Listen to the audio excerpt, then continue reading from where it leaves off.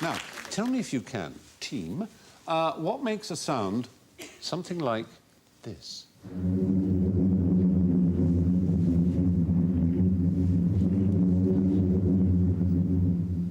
Is it a bee under a sink? Very good. I tell you what, you can hear the same thing giving off a different sound. It's for mothers and younger sons only. But see if you can... It's something Marco Polo heard and was astonished by. I'll play the first one again. Catagoo-goo. Here's the first one. It's Marco Polo. Is it? I know what it is. It's a sand dune, it's a desert. Yes! The sand dunes is absolutely right. Congratulations. Very good. Well done. Yeah. Yes, they sounded like the spirits of the desert, dead people, according to Marco Polo, like drums, foghorns, trumpets, even a twin-engine jet plane to others.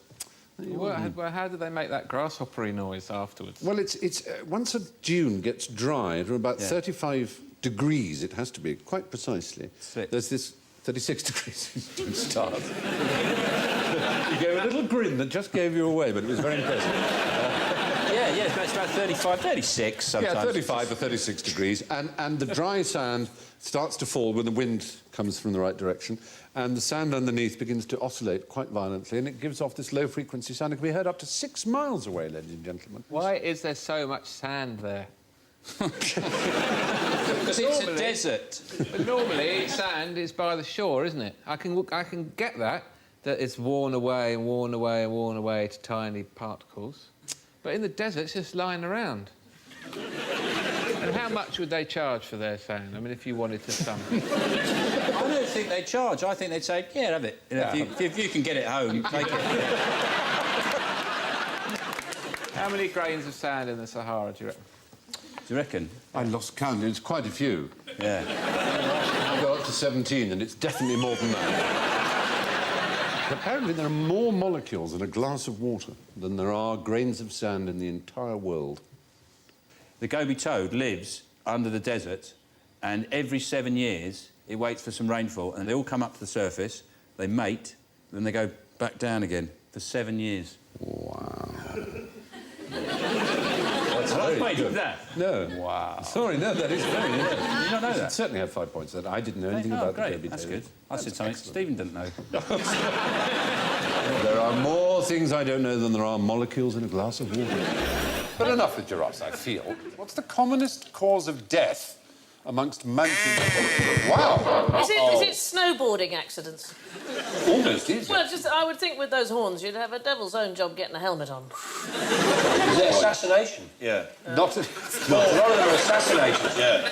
You said it. Falling off. Falling off Accidents. mountains. Would you believe it? They fall off mountains. Clumsy? No, they're not clumsy. They're unbelievably nimble and secure and sure-footed, but... They show off. No, it's worse than that. What is it? They get copy drinkers. 3 to 4 times every hour, they flip over like those toys that you wind up. They try and fly.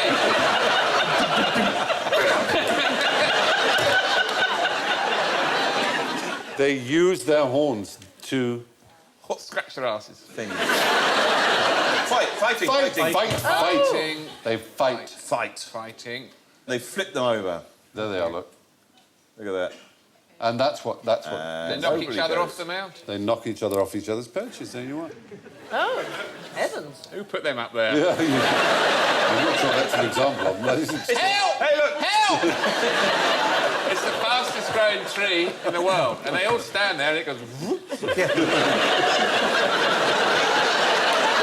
Oh, dear. They're going, well, I think we've cleaned this tree off. Let's go, shall we? Very little left here. I used to be a goat herdsman, so I could get them down for you, if you want. Wouldn't that just be a goat herd? Sorry? Wouldn't that just be a goat herd rather than a goat herdsman? Yeah, sorry. That's all right. When I was a goat herdsman... Up a hill. I was a goat herd manny thing. Yeah. I could have got them down for you, no problems. Could you? What I know the call. What goat herding technique would you have used? No. Really? That one moved. Yeah. Why do we say he's a bit of an old goat? Why do we say that? I don't think Randy... I think they are quite randy goats. I could sense after a few weeks they found me more and more attractive. Do you know why? Is it because they know we've got money? Money and Cars. They're actually quite shallow. I think they like They see the cars and the sexy clothes and the music and the gold. They're like wags. Yeah. Hey, maybe Why is I it get balls What up. it is our sweat under our arms. We have a sort of goaty smell, and female goats go mad for it. So if you wish to attract a female goat, a nanny, yep, that's it. Just waft a bit of your underarm at her. Well, I used to be in the forest with 26 goats and I never got one approach. Not a nibble. Nothing. Now I feel quite hurt. Yeah. What's the commonest metal in the human body? Ooh, that's a very good question. Iron. Iron? Oh dear, no. I think it's mercury. Oh dear, oh dear, oh dear, oh dear, oh dear. I think it must be calcium. Oh no, he's got it! He's got it, it's calcium! Absolutely right. £100. Right.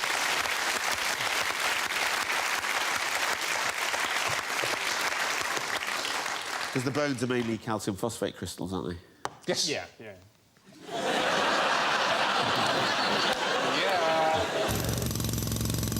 Wood.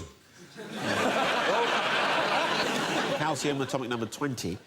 Last year, I learned all the atomic numbers of all the elements. Good Lord. Because I was helping my son to revise. And I've actually tried to forget them as much as I can since then, because it's just been so embarrassing Selenium? to know them all. Selenium, 30 something. I have no idea. I know it's close to arsenic because I saw It's it in 34. the film Evolution. It's 34. Selenium is 34, arsenic's 33. Very good. Isn't it good? But we calcium, should really put railings round you and have children come and stare Calcium, at I you. presume, because calcium phosphate is the main constituent of bones. Indeed, calcium is as a metal is almost never found in nature. Phosphorus is, of course, I think 15. Yeah, let's move aside from the slightly more... You're doing atomic number wheelies now. Wow! You pull up outside pubs and go, selenium, 32. Calcium comes from the Latin calx, isn't it? Meaning a stone or a pebble, yeah. from which we get calculus and calculation, and recalcitrant, and all kinds of words. There you are. It was discovered in 1808 by Sir I think Humphrey recalcitrant Davy. actually comes from calx meaning a heel, not calx meaning it's kicking back. You're right, you should have points to that. It is indeed from a heel, you're quite right. Now, this is a team game, isn't it? I'm on his team. And what's another name for the common cormorant? Yes, Rory. Sea crow. Oh, very good, it is. That's the right answer. In the other... The Latin name is Phylacrocorax. What were you gonna say? Can I just give the Latin name? Yeah. The cormorant is the Phylacrocorax carbo. The shag is Phylacrocorax aristotelis. It doesn't have the white face and the... This is brilliant. This is everything I've got You get written called down. tosser much? Only... Oh, no. Poor Rory. It's a fair question. I only get called tosser by other people. The reason the sea crow is the actual word cormorant comes from Corvus marinus, which is the Latin for sea crow. Old swatty. Yeah. The Phylacrocorax graculus would be... It's the crested cormorant, isn't it? Yes, because the graculus is a jackdaw. No, a jackdaw is Corvus monedula. Yes, but it's another word. It's the actual Latin name. The actual Latin name for a jackdaw was graculus. OK, Stephen, let's not fall out over this, Stephen. No, it's what... No, I'm saying real Latin. No, you might be interested. Roman people actually called birds things before they were...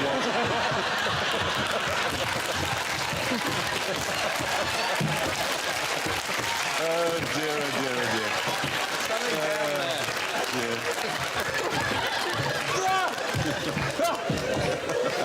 Sorry about that. I'm so sorry. That's all right. There's a portal into the underworld here. It's ridiculous. Anyway, I'm impressed with Rory, and I think I'm everyone else impressed with is you, too. No, it's just... I've got a feeling, Rory, that you have pulled. Which of you here has ever had or used to have an imaginary friend? Did you ever, Gran? Did you have an imaginary friend? I think... Can't say his name. I think Bill Daly, that's a hard one. I think you're my imaginary friend. You're slightly out of focus. Really? A fuzzy kind of... Wait, so... And you, Sean, that's you're very strange. What?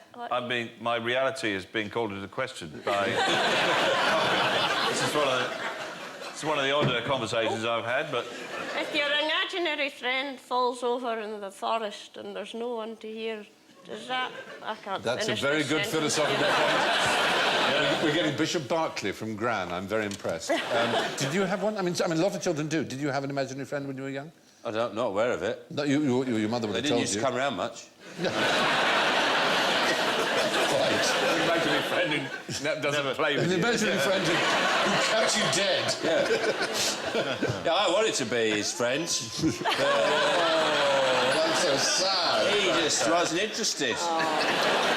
But we're all familiar with, obviously, the concept of it, and the fact that a lot of children do seem to have imaginary friends, which can worry their parents. It's really peculiar. It is peculiar. That you have to lay places at table for them, they have to be given, you know, seats on sofas to watch television, and so on, and they have tea parties for them. But it seems, according to psychiatrists, that having an imaginary friend is a very good thing for a child, and that the children who have had them tend to have more social and verbal skills than those who don't. Although, it must be said, a certain proportion of them are malevolent.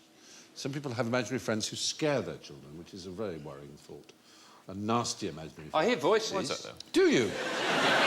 But I ignore them and I just carry on killing.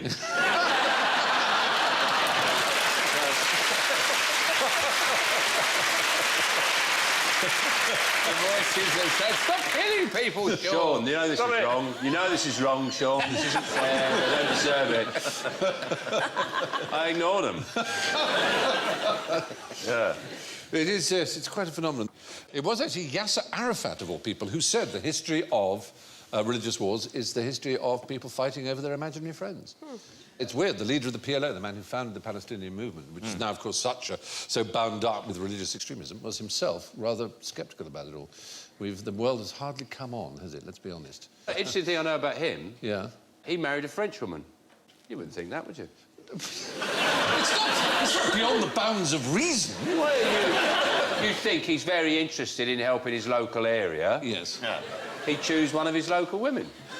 Yes, but the very nature of being a Palestinian meant he had no homeland in which to live, so it's quite likely he would choose someone from a homeland where he had had to reside in exile. Right. And many did in France, in fact. Yeah. Or maybe she was just an imaginary wife. Maybe she was an imaginary Frenchwoman. Or maybe she was just damn hot. She was foxy. Foxy, exactly. Yeah. Renard. Was he a... I imagine one of the Was attractions he a is... pussy hound? I don't know. I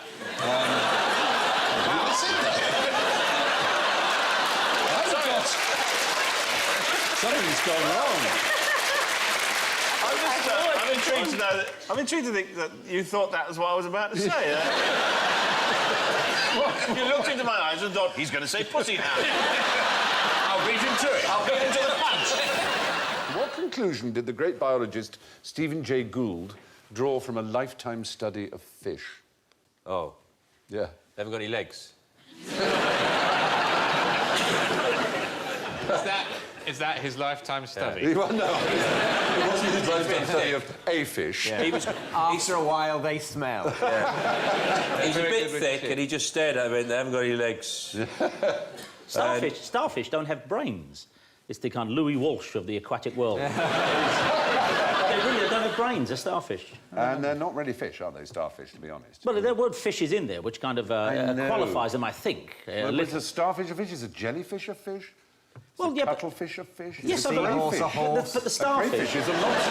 There's a division, isn't there, in the world, whether it should be down to sort of experts in biology, whether things are fish, or whether it should be down to menus. Yes. Certainly, for example, a crayfish comes under fish in a menu. He looks like he's reading the sell-by date on that. He does, doesn't he? Stephen Jay Gould Small was print. was Is that very him? great. He's dead now. He's very great. He won a Nobel Prize. He was a paleontologist and an extraordinary biologist. And he came to a conclusion which is... They can feel no love. No, that there is no such thing as a fish. A fish has no biological meaning. There is just... Well, that's I'm absolutely right. Go with menus. On a menu it does. But in a menu, a fish is not the same as shellfish or seafood, is it? It often comes in the same bit and separate from pudding. Things that live in the sea. Fish and a pudding are different. How can something not be something? Something can't be not something, can it?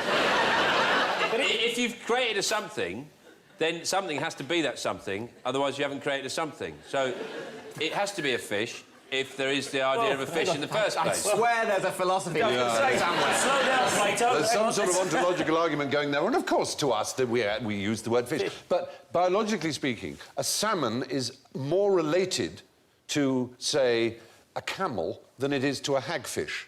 Like, there are lots of things that fly, like a bumblebee flies, a vulture flies, and there are flying lizards. They're not all birds. No. But we call things that swim in the sea fish, and actually, biologically, evolutionarily, they have absolutely nothing to do with each other at all.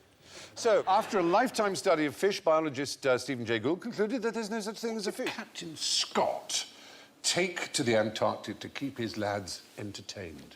A first edition of Razzle. Yeah, because he was going to take strippers, but out there, so many clothes. Yes. He just sat there going, oh, come on. It was for musical entertainment. A gramophone. There was a gramophone on the second one, but more extraordinarily... Triangle. No, much more extraordinarily. A piano. Not just a piano. Hammond organ. A player piano, a pianola. Oh. A pianola, you know, the kind that plays itself like so with a piano roll. God, I bet they were delighted.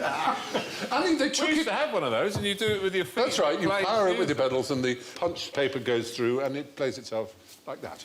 I suppose they figured that out there it's so cold, you wouldn't want to be playing the piano, would you, with your fingers out? On and if you did have your gloves on, it'd be a right racket. On one of his first expeditions, he took a real piano, only to discover that nobody on board could play. So when he went on the second one, this company were very pleased to furnish him with the pianola, being an exciting piece of modern technology, and 20 rolls. And on the final expedition, the one in which they all perished, another company got in and gave him another pianola with 250 rolls, each one being a different piece of music, of course. And he actually took it off the ship. It took real effort to get it on land to the first base camp, just so they could have music. Yeah. Oh, they didn't drag it to the pole with them. They didn't take it all the way to the pole. No. That would be odd. That would have been a bit silly. Leave it there. Yes. You get there, there's loads of others. Amundsen's taken the whole band. It was very interesting to put a kind of sad note to the story, was that, of course, Scott got there and he went on the known route, which was tough, going up the glaciers and so forth. But Amundsen, of course, went a different route and found it was easy, and he was lucky. So he got there days before Scott did. And when Scott there, of course, he discovered the Norwegian flag. And when Scott got there, he saw the Norwegian flag. And then Scott, coming back, was depressed and so forth, and they all died gradually, one by one, etc. But Amundsen got back to Norway, and he was in the bath. And his wife came into the bathroom and said, Scott has died on the way back from the South Pole. And Amundsen said, he's beaten me. Oh, really? Yes, because he meant by dying, it was Scott of the Antarctic and not Amundsen of the Antarctic. He just became a hero. Well, he became a hero. What he should have said was, can I have his piano? Well, the one on the left of the photograph is the famous Oates, who, if you remember, was the one who sacrificed his life, who left the tent, said, oh, maybe some time. Yeah, and there's Scott in the middle. Do you remember, rather moving, the last words he wrote in his diary, which when they discovered... We took risks, we knew we were taking them, and things have come out against us. Therefore, we have no reason to complain. He ended with the words, for God's sake, look after our people. Yeah. Who was Britain's first Prime Minister? Team, panel, friends? Wasn't it Walpole? Walpole? Oh, no. Shame on you. No, it wasn't. Lord Snooty. Pitt. Oh, but you met the younger. Yes, you met the younger. The elder was a tree, wasn't he? Was it some sort of king that proclaimed himself the Prime Minister before he handed over power? No, he was a politician. It was in the last Oliver century. Cromwell? It was 100 years ago, almost exactly, that he became Prime Disraeli. Minister. 100 years ago, well, never mind, no. 100 years ago would be 1905, wouldn't it? This show favours people who know stuff. No, it's so Would it be unfair. someone like Rosemary MacDonald? No, he was a bit later. 1905 to 1908. Campbell Bannerman. Henry Campbell Bannerman. Well done, thank you, absolutely. Henry Campbell Bannerman. He's not perhaps the best known of our Prime Ministers, but he ought to have. He was one of triplets as well. He was actually a very good Prime Minister. He introduced old age pensions, he fought for the poor. He was the first Prime Minister. What were they called? They were called First Lord of the Treasury before that. He was the first one to be called Prime Minister. First Lord of the Treasury? Yeah, they're still First Lords of the Treasury if they're Prime Minister, but they're Prime Minister and First Lord of the Treasury now. Before they were simply... They used the word Prime Minister sometimes as an insult, but they were never called Prime Minister until 1905. What was Ethelred the Unready? He was a king. Yes. His last words, Henry Campbell Bannerman, were, "This is not the end of me." The term Prime Minister was first officially used in 1905, just 5 days after Campbell Bannerman became one. And Sir Robert Walpole, generally recognised as the first de facto Prime Minister. Why did it take 300 years to give the giant tortoise a scientific name? A scientific name? Yeah, i.e. the Latin name. It turned out to be called Geochelonia, you know. Is it because they just thought that was pretty good, giant tortoise? We'll leave it with that. Yeah. So, yeah? No, I was going to say something about which now it's unusable. I'm going to have to say it now. Go on, how with it, man. They thought... This better be good. They thought it was a normal tortoise, but closer, was what I was going to say. You see what I mean? But I couldn't get that concept. It's like, would it be actually further away? And a normal one further away would be actually a minute one. Would they mistake a quite far away normal one for a miniaturised one that's a bit... Yeah, but the thing that you're saying is that the tortoise is bigger. No, it's just... It's a further way. If they say... I like it. Oh, go that way. Yeah. If there was like a tortoise over there that was giant, but for some reason thought it was just there, then I wouldn't think it was giant. I'd think it was just, oh, there's just one there. It was just a normal tortoise there, nothing about that. Oh my God, it's over there and it's back! It would have to be on a huge beach with no other points of reference. Well, yes, exactly. Yeah. Are they... That's not the reason. Are they particularly litigious? Now, if you give me a name, I will sue you.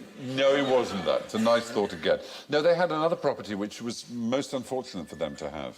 What, the tortoises did? They were edible. They were so edible. Anyone, I mean... Anyone who saw one couldn't stop to think of a name for it. They just had to eat it straight away. Really one of those... Yeah. I don't know what they're called. Do you know... Just get one. They're really very good. There's no Latin name for the pistachio nut. Exactly the same way. No one can be bothered. Just shut up with your Latin. Eat them. They're brilliant. That's what happened. No Latin name for Maltesers. None of them made it.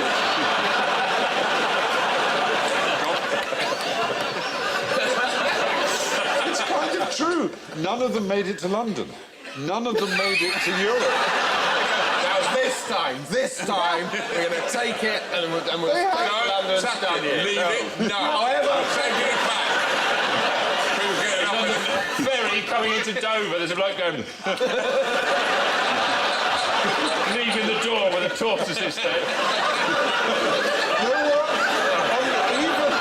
right, look. Take 9 of them. We'll eat 8. And everyone's looking at it and going, come on. The seas become... The days on end, the seas become there's one tortoise left. Yeah. Come on, sir. Come on, we'll go back. Let's just go back and get some more. Imagine the moment after they've eaten that last tortoise. They're sitting there thinking, we are twats. I'm too full. Even Darwin, on Darwin's last There were dozens. He collected every species in the world and ate that one. They had them all. They did. It's done all the butterflies, it's done all the beetles. I'm eating that. The only descriptions of them are comparing them to chicken, beef, mutton and butter and saying they're how much better they are than all of those things. No one who'd ever eaten tortoise had ever eaten anything better. Why are they not farmed? And the liver and the bone marrow, every part of it was unbelievably Whereabouts delicious. are they from? Well, from the tropics, mostly. Are there flights over there? Let's open it. Now protected. All 12 species. They're that delicious, they can't be. Well, they just say, yeah, we're protected, and they're all in there, no need to look.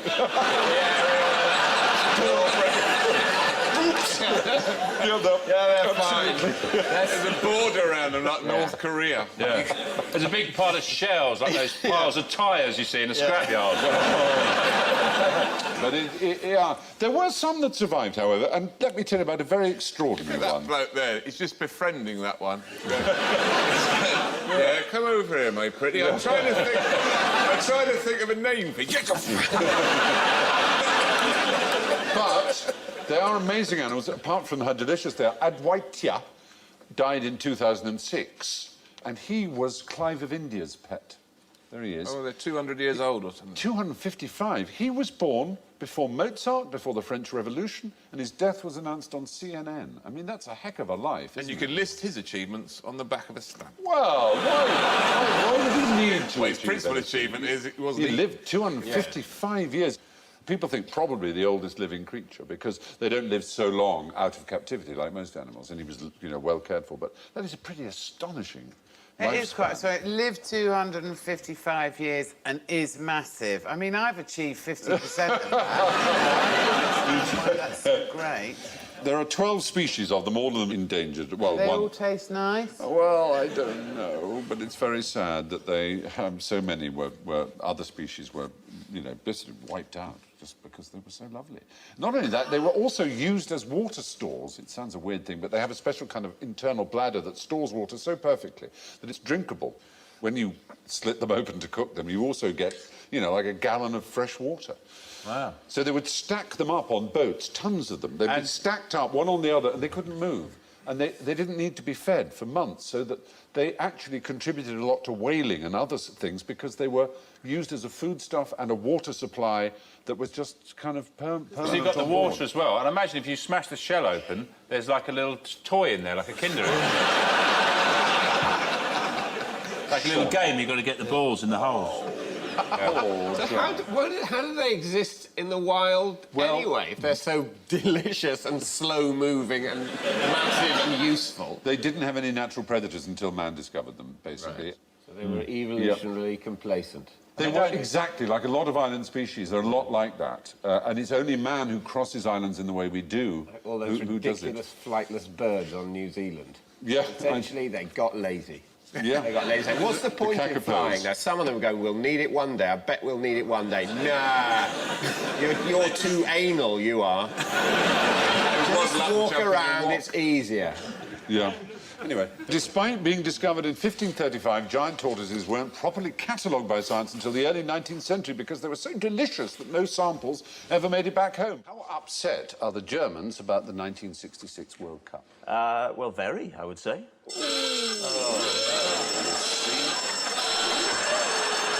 Well, they would be, for surely, I would have thought, a proud nation like the Germans. They were upset at the time, but I said, how upset are they? They barely remember it. If you asked every German who won the World Cup in 1966... Yeah, they're pretending. No, because the fact is... World Cup? No, I don't know. No, because we care about it, they don't. They care about their scores against Holland.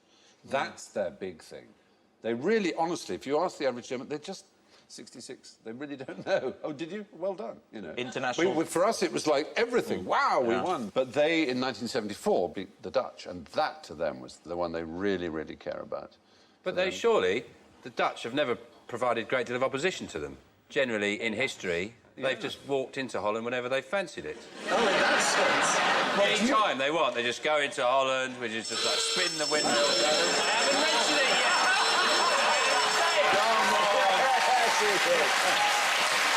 I was talking about the great Geschmertzslip in 1762, where they just walked into Holland, but they can just enter. Oh, I'll mention the War of Holland. You have to. Surely they're denying their true rivalry, which will be with us. Why? They're in denial. We may think that, but it's up to them to decide. I mean, you can't force they're a German to care about whether they beat us or not. Well, they bloody well should. Yes. I'm sure you're very upset by it, but, I mean, they just don't care that much. And there are other things like the sun lounge hogging with the towel. Yeah. Is that something you've actually experienced? Yeah. There's some picture of it. These are some of Alan's holiday photos he brought with him. It turns out that a German lawyer called Ralph Hooker actually did a study, and he confirms that we think it. But Germans are blissfully unaware of their reputation in this case. No, but really? a study by Halifax... I think they don't care is the right description of it. They just don't... They don't know that's what we think of them. They but think Halifax it's Travel just Insurance... common sense Yeah. to go down before breakfast and basically at dawn.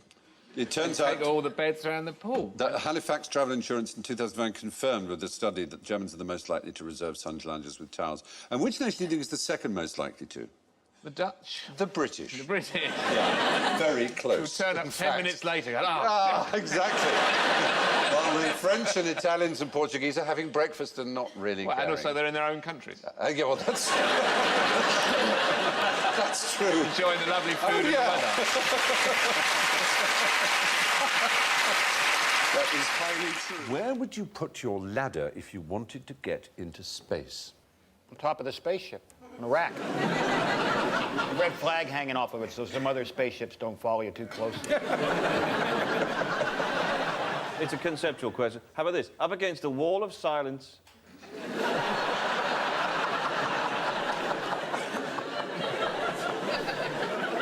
You should have railings built round you and people would come and worship you as a kind of modern Buddha. You've got the look, I have to say. Oh. No, it's a good look. Thank you very much. Good Buddha look. Rural Buddhas. Yeah. So there, right? Wisdom and cheap cider. You're saying where you put the ladder, you'd assume, I suppose, the obvious answer is you'd put it on the highest point, like Everest. Yes, that wouldn't... It'd be a bit bumpy, wouldn't it? You couldn't get a good foothold on it. It's sometimes called a space ladder. It's more commonly called a space elevator. It is a genuine idea that has been worked on, and many people believe would have saved the space program an enormous amount of money in various ways, was to build a huge elevator that goes from Earth and is counterweighted at the other end and spin round incredibly fast. But it would be an equivalent of geostationary orbit at the end of it, and you would have elevators on it that would go up and down. With a phone that didn't work in it. I'm stuck on the... I'm about 87,000 miles. There's some kind of beyond Venus. There's some kind of a door in the roof. It was Arthur C. Clarke who particularly believed in this thing, but NASA spent a lot of money on it.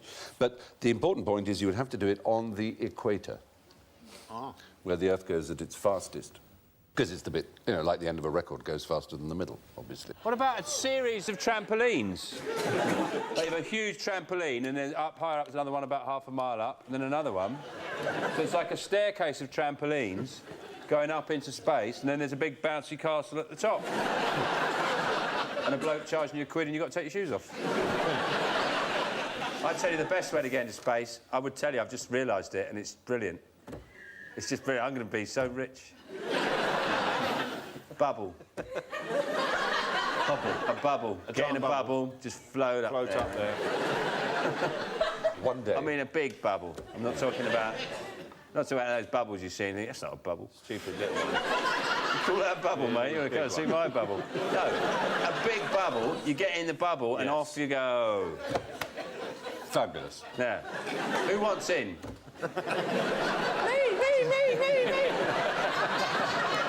This is like the Dragon's Den for cranky ideas. How about this? You could just imagine. Oh, Bill. Huh? Bill, that's so beautiful. It's the wisdom of the rural Buddha. The Dalai Farmer.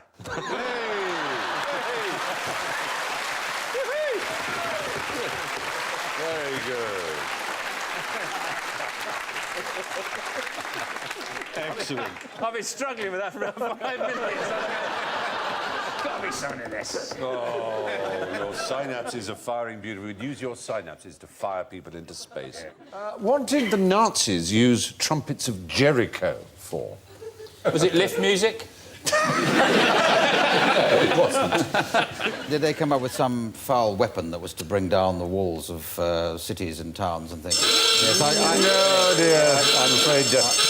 I kind of thought that was going to happen, but... Joshua in the Bible, of course, brought down supposedly the walls of the city of Jericho using trumpet, though apparently archaeologists say Jericho had no walls, but never mind. So it was a pretty easy job.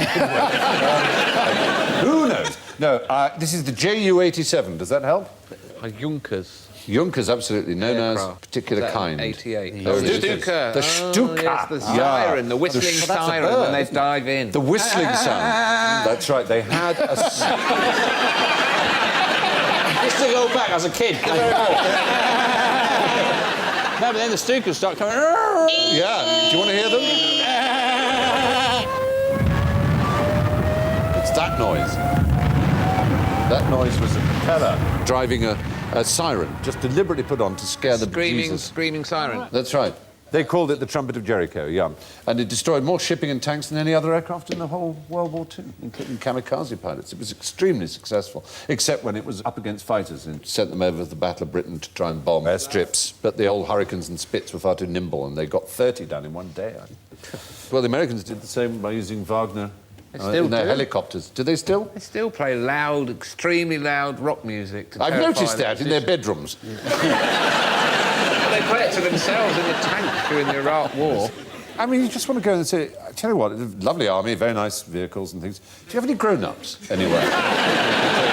People who get calm and don't shout and don't think it's clever to wear sunglasses if you're a general. Of all the objections to warfare, it's the use of sunglasses. They're trying to be like pattern. They think it's sexy and cool. If you think you're sexy and cool, you're just going to be a ghastly that general who said to the troops he got it all wrong. He's like he was trying to get in with the kids, and he said when the order's given to attack, it's hammer time. And they all looked at him. So he said it again, more serious. It's hammer time. Well, he thought they'd put on like big balloony trousers. Can't touch it.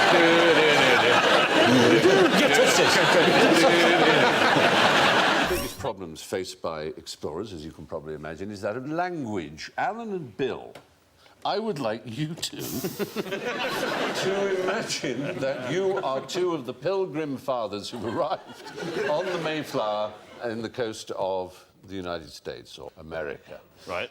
And I would like Rich and Sean to imagine you are Native Americans who meet them.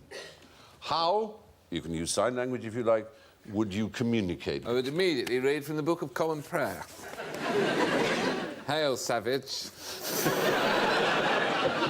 Hi, how are you?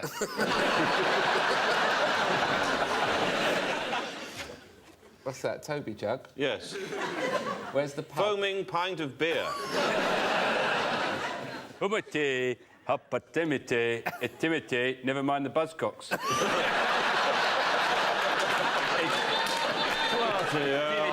Jonathan Creek.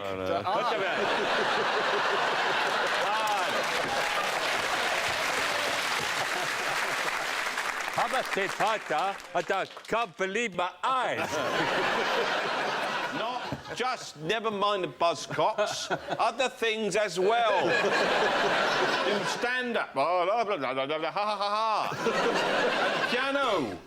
Playing in hotels.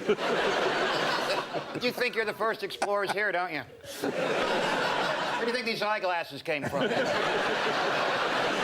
The extraordinary thing is, between them, Rich and Bill are absolutely right. The first thing said by one of the Native Americans who met the Plymouth Brethren was, could I have some beer? In English. He asked for beer in English. He met the Indian, did? Yes. He spoke fluent English. He'd crossed the Atlantic 6 times. This was in 1620. America had been visited by others. The Pilgrim Fathers were not the first people to land in America by any means. It's a trick question, wasn't it? Yeah, his name was Squanto, the best known of them. Yes. But this particular one was called Samoset, and he spoke very good English. Somerset. What did he say then? Get off my land! Have you got some cider? You bloody Pilgrim Fathers, get off my land! He learned his English from fishermen and from his friend Squanto. And from the archers, probably, as well. Sure. Are you buzzcocks? That's what he said. But instead of getting beer, he got cheese and a bit of duck. And they both helped the Pilgrim Fathers survive their first year because they had nothing to eat when they arrived. And all there was Maine lobster, which is now a delicacy, but they thought was hideous. But they were in terrible strife, weren't they? And they were about to starve. Yeah. And then they said, well, actually, you can... here's some turkey.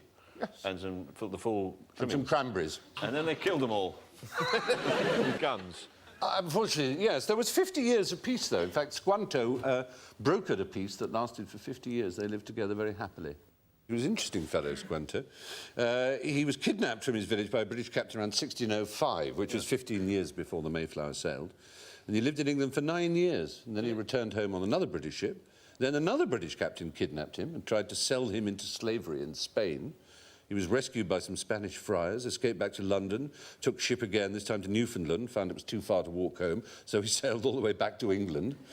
The following year, he signed up for an exploratory expedition to New England and crossed the ocean again. By the time he had crossed the Atlantic 6 times, he was fluent in English. Why did the Victorians legislate against male homosexuality, but not against lesbian... Oh,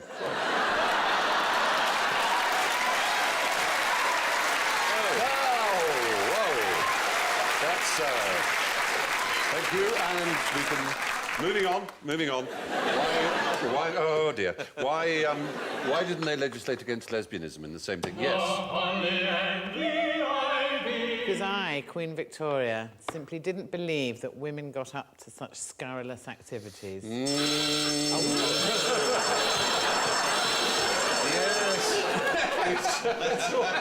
really going right for them, aren't you? Get that one. Happy Christmas to me. You know, the fact is, there's no truth in that odd rumour that Queen Victoria had them cut out any reference to lesbianism because she thought it didn't exist.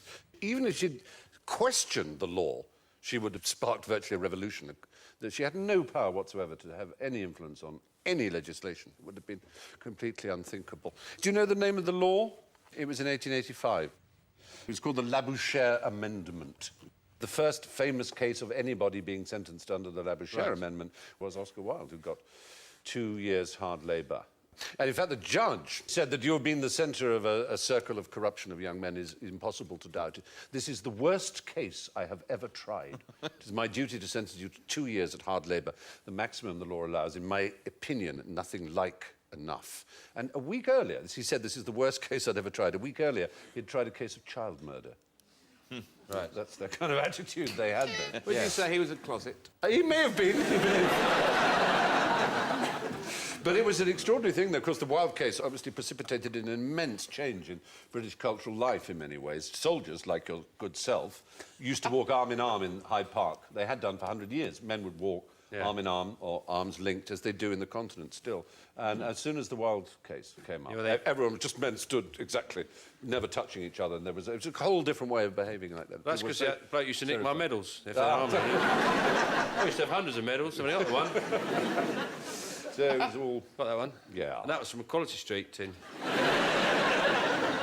Legislation against lesbianism seems never to have been considered. Certainly Victoria would have had no power to block it, had it been. So, apart from the Bible, what do you suppose was the most successful, the best-selling book in all of England in the 16th century? The Little Book of Syphilis.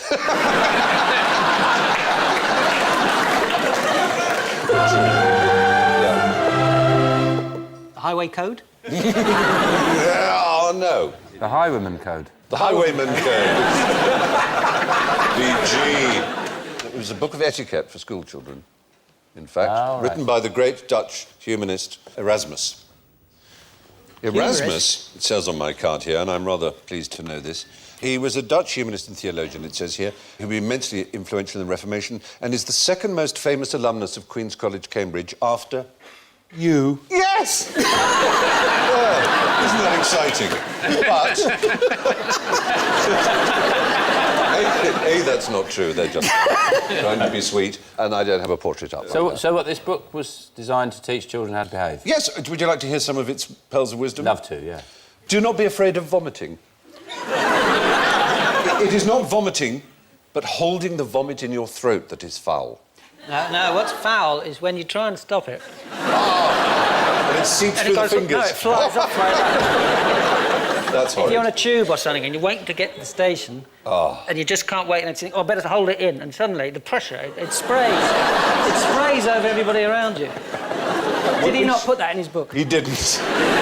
You should not offer your handkerchief to anyone unless it has been freshly washed.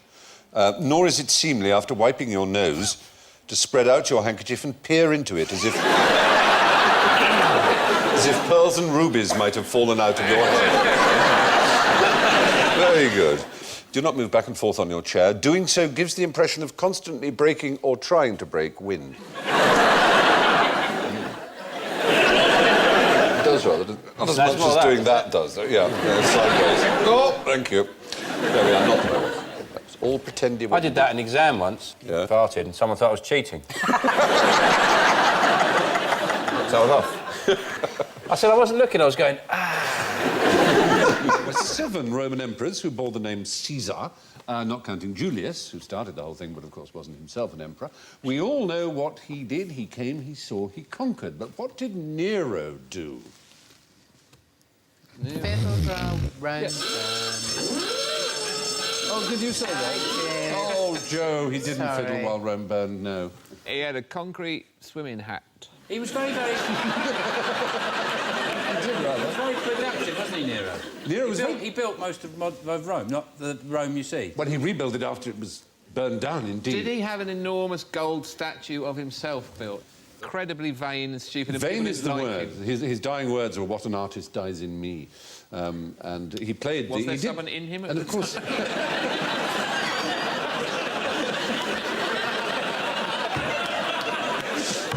Small fauvised painter has just perished inside my being. Well, anyway, no, of course, the fiddle didn't exist in Roman days. The fiddle was invented, in the 15th century, I think, something like that. So he would have played Kithara or something, a sort of lyre-like thing. But was he doing it like a sort of fire engine alarm? Like... Well, there's some evidence he did try and put the fire out, actually. He blamed a small sect of people for the fire. It was a very useful scapegoat. The gays? No. Even smaller, slightly less well-dressed, and oddly enough, to this day, enemies of the gays. It wasn't the Chavies. No, it was even worse than the... It was those damned Christians, yes. Nero, played by Christopher Biggins, of course, in TV's popular I Clavdivs. I Chapdivs. Yeah. Some people think he may have even been playing bagpipes when he was watching... Christopher Biggins? No, he is actually that size. Bagpipes, I'm sorry. Yes. No, can't be having it. They have this tuning, and it's odd that Scots do that when they talk. I'm not sure. Very odd, that. So anyway, there we are. There's old Nero. Whatever it was, he was eventually booed off, of course, and succeeded by a more popular entertainer who was called Galbus, Servius Galbus Caesar Augustus, to be precise. And he got rid of bagpipe performances and he replaced them with tightrope walking elephants. Clive, describe either James Bond's Bradford or his Vespa. Well, is James Bond's Bradford a bit like, is it James Hewitt as Yorkshire, or Thomas Hardy's Wessex? They're just rebranding it. So in describing James Harriet, Bond... James Hewitt. Yeah, sorry, James Hewitt Spencer. I sense I got it wrong there, but I couldn't quite put your finger on it. Is it an item of clothing or a briefcase or a pair of shoes? No, it's... That's closer than anything I said. It's closer than the city in Yorkshire, certainly. Oh. Is it... What is he almost best known for? Martinis. Yes. Ian Fleming worked in naval intelligence during the war. He did. He did indeed. Is that interesting enough? Pretty well known, though, isn't it, dear? Yeah. Really. Sorry, did I call you dear just then? Yeah. Sorry. So sorry. How that happened. I do apologise. It's in fact the official name for a martini that is shaken and not stirred. Most martinis are stirred, but when it's shaken, it's called a Bradford. They're very specific names. If you put 2 olives on a stick, it's called a Franklin, after Franklin Roosevelt. Yes. If you put a cocktail onion on the stick, it's called a... It's called a cocktail onion on a stick. Oh. Well, obviously it's called something. Yes, it's called the Gibson, yes. But in fact, because the Bradford contains 3 measures of Gordon's, 1 measure of an extraordinary sort of vermouth called Quina Lillet. It says, when you look at it, I'm sure it must be pronounced Lié, I suppose. I mean, you put a Lillet in there, you wouldn't have any drink left, would you? Why would you... If someone said to offer me a drink called a Bradford, I'd assume it was like vodka and a rasher of streaky bacon sticking out the top of it. Maybe a pork pie on a knitting needle, something like that. Well, is there an official place for names? I mean, why is a rusty nail called a rusty nail and all the Collins family have drinks named after them? Is there a clearinghouse? There are histories of this. I mean, the first Bloody Mary was actually was in St Regis Hotel in New York and was actually called a Red Snapper, which is rather a good name. Fish, though. In Australia, they call a Red Snapper. They call a Virgin Mary. They call a Bloody Shame, which is rather good. They're all very good. All kinds of good names. I'll have a bloody I mean, of course, cocktails developed during Prohibition because the bathtub gin was so notoriously gut-rotting and tasting so dreadful that all kinds of additions were made to it. But Bond insisted on a shot of vodka, so he had it's usually 6 to 1. Six gin to 1 of vermouth or vermouth, whichever you prefer. And he added this vodka, which makes it strictly not a martini, so Bond actually gave his own name, which was a Vesper. There's a rather good phrase in one of the Bond books. To Bond, the best drink of the day was the drink he had in his head before the first drink of the day. Rather good, isn't it? We sort of know I don't really how like he feels. James Bond. No, he's cruel. He's a cruel man. No, I don't think I'd like him. If I met him, I'd think he's a bit of a prat. Yes. Undoing your zip with my magnet. Yes. No, Alan, you should read the books. I don't have time to read the books. I haven't read all yours yet. Well, no, that's... nobody's done Read that. Fleming first. Read Fleming first. They're awfully good. They really are. Now, this chapter Casino Royale begins. Bond lit his 80th cigarette of the day. Now, how can you dislike a man? I mean, that's... It's full of interesting stuff. For instance, Bond has these strange ideas. He has this idea that homosexuals can't whistle, for example. Because I think in Russia with love. Yeah.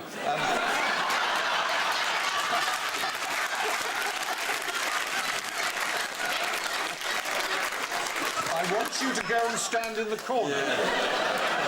You just put your lips together and blow. I've had a blowjob. You can easily say the word Wimbledon. Yeah. Which is a cocktail. And you get it in a shooter glass, and it's got something like Drambuie or Bailey's or something in it. Oh, how sophisticated. And then it's got... and then it's got whipped cream out of a can on the top of it. And you get it put on the counter like that, and you're not allowed to use your hands to drink it. Hence, it's because someone grown it up. So you have to put your hands behind your back and go... I've never been to Essex. Anyway... You might need a stiff drink after all those disgusting animals. What's the key ingredient, then, in the world's nastiest cocktail? Malibu.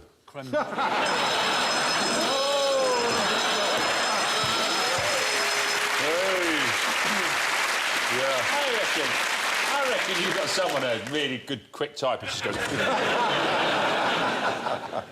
We're after a nasty cocktail. Is it a genuine drink? It's a genuine cocktail that is served in a genuine bar in a genuine place in a genuine country. There's one place. There's one place, and it's probably... Give us a clue? It's a part of the body. We're in a country that is sort of known for its cleanliness, probably, more than anything else, and for its... Switzerland? Canada, which they say of Toronto, it's New York run by the Swiss, so it's that kind of a place. But this is in the Yukon, in a mining bar, the Downtown Hotel, Dawson City. It's a part of a human being. An eye? Toenails. Well, toenails is good enough. It's a toe. A toe. Toe. Yeah. The sour toe cocktail is the spécialité de la maison in the Downtown Hotel. Where did they get the toe? Yeah. Well, there's a whole story there. Yeah. It started in the 1960s when a figure called Captain Dick Stevenson, he'd been all kinds of things, from a male stripper to a miner to a lumberjack, all the, the way that manly men are. Yeah. Exactly. And he found himself in an old cabin, and there was a pickled toe that had belonged to a rum runner back in the Prohibition days. And for some reason, he thought it would be amusing to offer as a challenge to put it in alcohol, and the idea was you drank it. and it became a very popular drink. You kept the toe, though. It moved from glass to glass, but the important thing was there's a little rhyme, which is the key, is you can drink it fast, you can drink it slow, but the lips have got to touch the toe. So the toe has to touch. But unfortunately, there was a series of accidents. In 1980, Gary Younger, a local miner, accidentally swallowed the toe. So they found another one, this very nice lady called Mrs. Lawrence of Alberta, whose middle toe was amputated due to an inoperable corn, donated it.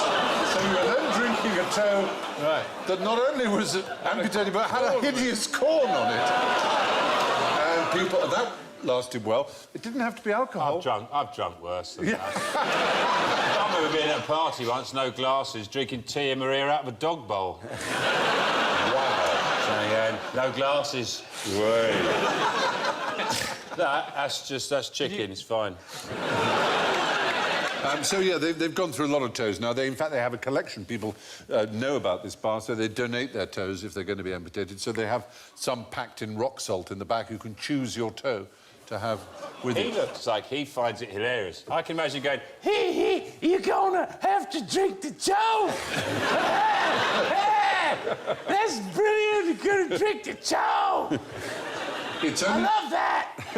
It's only $5 a shot. They reckon 35,000 people have done it. Yeah. It's quite popular. I mean, you're likely to pass on germs, though, aren't you? All those people touching the same toe seems very unsavoury. Is a toe supposed to retain any flavour? Is it has it been pickled in a way that makes the drink more interesting, or is it just for the? It's just so you can say you've done it these days, isn't it? It's pretty... But it's leather now, I would imagine, isn't it? Well, leather and a hint of nail varnish. Anyway, there we are. Yeah, that's the Downtown Hotel in Dawson City in the Yukon, and it offers its patrons the sour toe cocktail, the liquor of your choice, garnished with a servant. How can you win money from a casino? Magnets. Counting cards. Prostitution. Card counting, that's right. And they can spot that you're doing it. They have people that watch and know that you're doing it. They do know. And it was a chap who wrote a book, Ben something... No. Nevis. Awfully good. No, I interviewed the dude. Oh, you interviewed him? He's a maths teacher at a college and he gets some students. Was it MIT students, wasn't it? Yeah. And they went as an experiment, kind of. And he's been banned from casinos. It's not against the law, and you're not cheating. Actually, all you're doing is playing the game extremely well. Now what happens is that they have this amazing face recognition technology that all the casinos in the world buy into. If you went into a casino in Phoenix, say, and did some card counting, and they said, excuse me, sir, can you leave? They can't really take your winnings away from you. They just make you leave, unless they're criminals. They try and beat you up if they really dislike you. And you were to go into one in Macau, flew over the next day, they'd spot you as you came in. Their computers would pick you up. The face recognition say he's a card counter, because they would have been... they haven't got enough advantages. I know, but that's the thing. They're just there to make money. And how do they spot that you're card counting unless you sit there and go, a 7, 5, a jack, bust.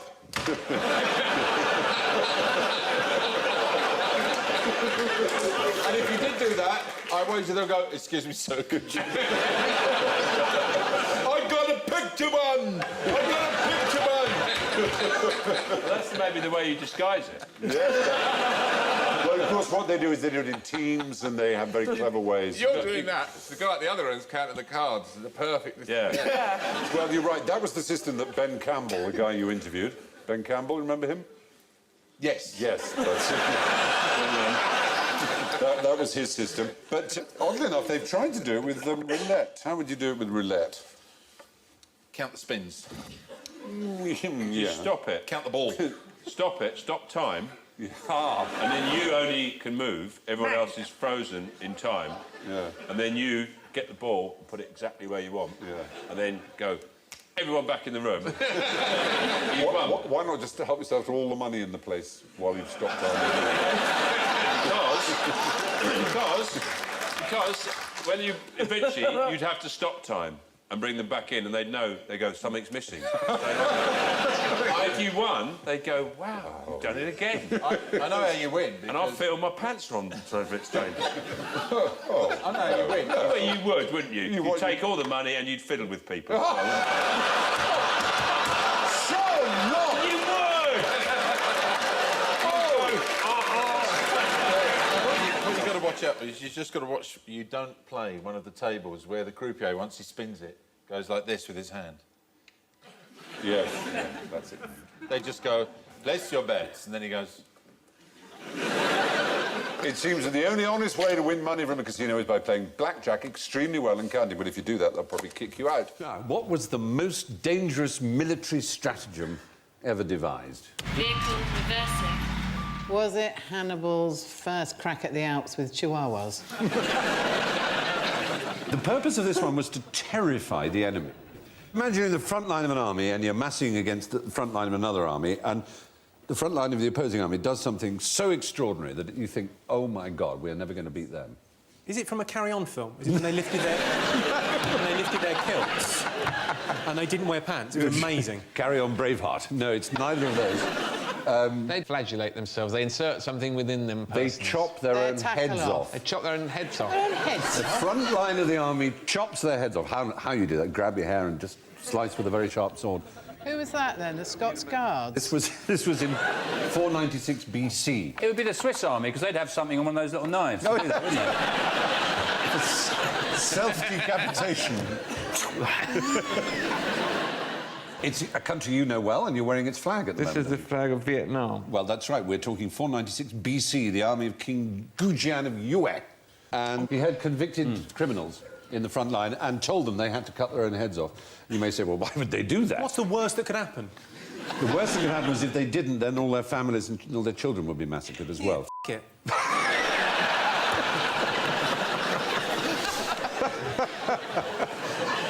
They didn't seem to worry. They knew they were going to die anyway. They were condemned to death. What do we know about decapitation? Does it kill you straight away? I know if you cut a duck's legs off, it can still swim. It can float, but it can't swim. Floating I'll leave a little bit of stumpage. No. It wouldn't be able to, it would have to catch the currents. It would evolve into a whole different animal. It would probably get a wing up as a sail or something like that.